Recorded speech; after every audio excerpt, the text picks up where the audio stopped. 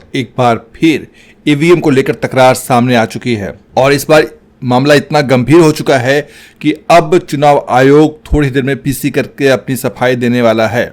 हम आपको अपनी इस वीडियो में पूरा मामला बताएंगे, विस्तार से एक एक बिंदु बताएंगे। तो अगर आप हमारे यूट्यूब चैनल पर नए हैं तो प्लीज हमारे यूट्यूब चैनल को सब्सक्राइब कर लीजिए, वीडियो को लाइक कीजिए और ज्यादा से ज्यादा लोगों तक इसे शेयर जरूर कीजिए।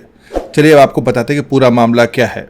दरअसल कांग्रेस पार्टी ने सोशल मीडिया प्लेटफॉर्म एक्स पर एक पोस्ट किया और लिखा कि ईवीएम से जुड़ा एक गंभीर मामला सामने आया है। मुंबई में एनडीए यानी शिवसेना शिंदे गुट का कैंडिडेट रविंद्र वायकर के रिश्तेदार का मोबाइल फोन ईवीएम से जुड़ा था। एनडीए के इस कैंडिडेट की जीत सिर्फ 48 वोटों से हुई। आखिर एनडीए के कैंडिडेट के रिश्तेदार का मोबाइल ईवीएम से क्यों जुड़ा था? जहां वोटों की गिनती चल रही थी उस जगह पर फोन कैसे पहुंचा? सवाल कई हैं जो संशय पैदा करते हैं। इलेक्शन कमीशन को इस पर अपना स्पष्टीकरण देना चाहिए।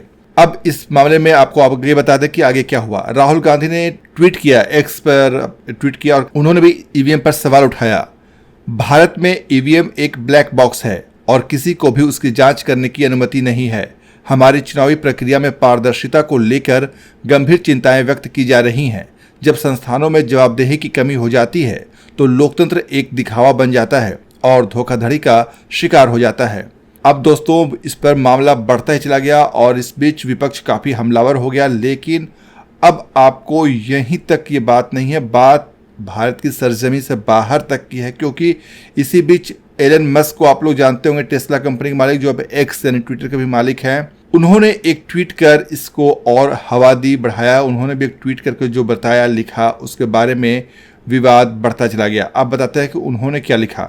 देखिए दोस्तों, दरअसल अमेरिकी चुनाव में इंडिपेंडेंट उम्मीदवार रॉबर्ट एफ कैनेडी जूनियर हैं। इन्होंने प्यूर्टो रिको के हालिया चुनाव में ईवीएम की विश्वसनीयता को लेकर चिंता जाहिर की थी। प्राथमिक चुनाव में ईवीएम से जुड़ी कई अनियमितताएं सामने आई हैं। इसके एक पेपर ट्रेल ने चुनाव अधिकारियों को वोटों की गिनती की पहचान करने और उसे सही करने में मदद की। ईवीएम पर विवादों की वजह से इसकी सुरक्षा पर एक बार फिर से चर्चा तेज हो गई है। अब जब इस अमेरिका में इस इंडिपेंडेंट उम्मीदवार ने ट्वीट किया तो उनके इसी ट्वीट पर प्रतिक्रिया देते हुए टेस्ला के सीईओ एलन मस्क ने कहा कि हमें इलेक्ट्रॉनिक वोटिंग मशीनों को खत्म कर देना चाहिए। इंसानों या एआई द्वारा इसे हैक किए जाने का जोखिम हालांकि छोटा है, फिर भी बहुत अधिक है। अब उनके इस ट्वीट के बाद यह मामला और तूल पकड़ने लगा। अभी आपको बताते हैं कि पूरा मामला है क्या और ये विवाद इतना क्यों बढ़ता जा रहा है। दरअसल दोस्तों ईवीएम को लेकर विवाद ये इसलिए बढ़ रहा है कि मुंबई पुलिस ने एक एफआईआर दर्ज की है और ये एफआईआर दर्ज हुए शिवसेना शिंदे गुट के सांसद रविंद्र वायकर के रिश्तेदार के खिलाफ। शिवसेना शिंदे गुट के सांसद रविंद्र वायकर के साले के खिलाफ मुंबई पुलिस ने एक एफआईआर दर्ज की है। पुलिस ने ये एफआईआर लोकसभा चुनाव की काउंटिंग वाले दिन गोरेगांव चुनाव सेंटर के अंदर बैन होने के बावजूद मोबाइल फोन का इस्तेमाल करने के आरोप में दर्ज किया है। पुलिस ने मंगेश पांडिलकर को मोबाइल देने के आरोप में चुनाव आयोग ने एक कर्मचारी के खिलाफ भी मामला दर्ज किया गया है। नॉर्थ पश्चिम सीट से लड़ने वाले कई उम्मीदवारों ने चुनाव आयोग को शिकायत की थी, जिसके आधार पर यह मामला खुलासा हुआ और इसका में अब कार्रवाई हो रही है। आपको बता दें कि नॉर्थ पश्चिम सीट से रविंद्र वायकर रिकाउंसलिंग के बाद मात्र 48 वोटों से चुनाव जीते थे, जिसको लेकर काउंटिंग के वक्त भी काफी ज्यादा विवाद हुआ था। मीडिया में जो रिपोर्ट आई उसके मुताबिक चुनाव आयोग के अधिकारी गौरव के पास मोबाइल फोन था जो मतगणना के दौरान ओटीपी जनरेट करता है। ये फोन पांडिलकर इस्तेमाल कर रहे थे। अब पुलिस को इसमें शक है कि फोन का इस्तेमाल सुबह से लेकर शाम 4:30 बजे तक किया गया।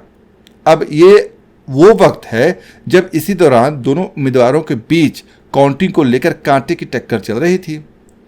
अब इलेक्शन कमीशन ऑफ इंडिया है, उनके पास सभी सीसीटीवी फुटेज है। तो मुंबई पुलिस ने डिमांड की कि इस दरमियान के सारे सीसीटीवी फुटेज हमें उपलब्ध कराया जाए।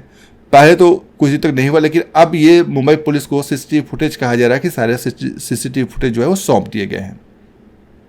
अब इस मामले की जांच के लिए मुंबई पुलिस ने 3 टीमों का गठन किया है और पुलिस अब क्या करेगी कि जो चुनाव आयोग ने सीसीटीवी फुटेज पुलिस को उपलब्ध करवाया है उसकी जांच करेगी, क्योंकि इससे बहुत बड़ा सबूत सामने आ सकता है। और पुलिस अब जो फोन है उसका सीडीआर भी निकलवा रही है ताकि मोबाइल नंबर की सारी रिकॉर्ड जो है डेटा वो जानकारी प्राप्त हो जाए। फोन को फिलहाल जब्त कर लिया गया है। अब सीडीआर के जरिए पुलिस ये जानने की कोशिश करेगी कि कॉल किससे किया गया और इस फोन पर कितने ओटीपी प्राप्त हुए। क्या इस फोन पर भी कोई कॉल आई थी या फिर नहीं आई थी। OTP जनरेट करने के बाद जो मोबाइल फ़ोन दिया जाता है उससे रिटर्निंग ऑफिसर को देना होता है, तो ये जांच करेगा कि फ़ोन वापस क्यों नहीं लिया गया। अब ये मामला सामने आने के बाद राहुल गांधी ने ट्वीट किया। इसी बीच एलन मस्क का भी ट्वीट सामने आ गया। अब इस घटना पर बहुत लोग सवाल उठाने लगे, ईवीएम को लेकर के, इस ईवीएम और चुनाव में धांधली को लेकर सवाल उठाने लगे।